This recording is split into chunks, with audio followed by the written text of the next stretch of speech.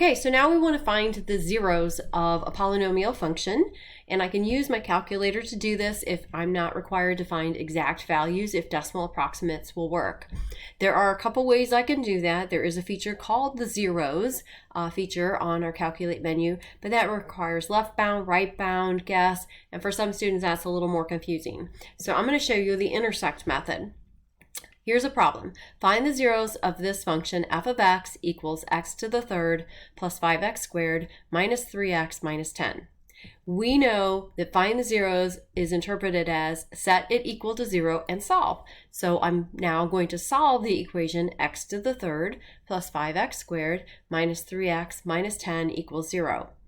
To use your calculator to solve an equation, really all you have to do is graph one side as y1 and the other side as y2. So I graph the left as y1, the right as y2, but it really doesn't matter.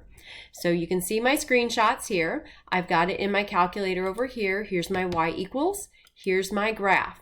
Now, my graph, I like nice pictures. It's not required. So I changed my window slightly. I noticed that in the standard window, this first picture, the top part's cut off and this bottom dip is at the very bottom. So I extended the y's from negative 15 to positive 20.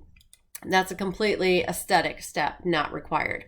All right, so how do we find the zeros? Do what we're asked to do. We're going to go next to graph to the trace button, but we need the calculate feature. So second, trace, and that will bring me to the calculate menu.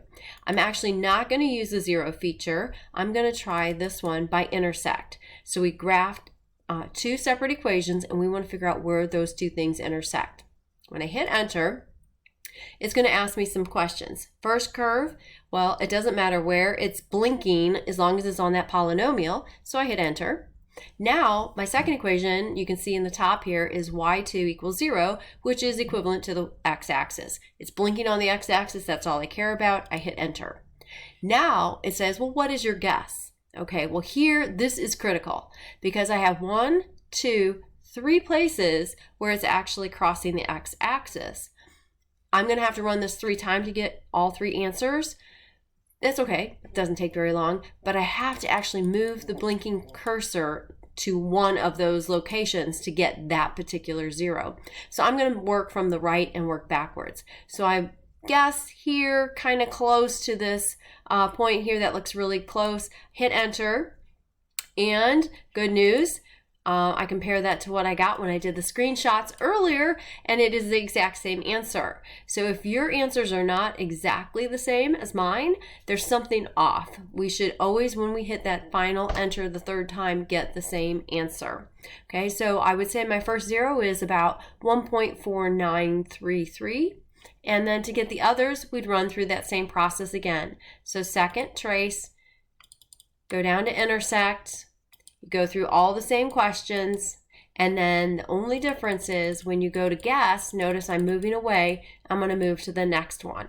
All right, so now I'm at the middle zero. I hit enter, and negative 1.286. Yep, that's what I said I should have gotten. I'll leave it to you to try the third one. Let me know if you have any questions.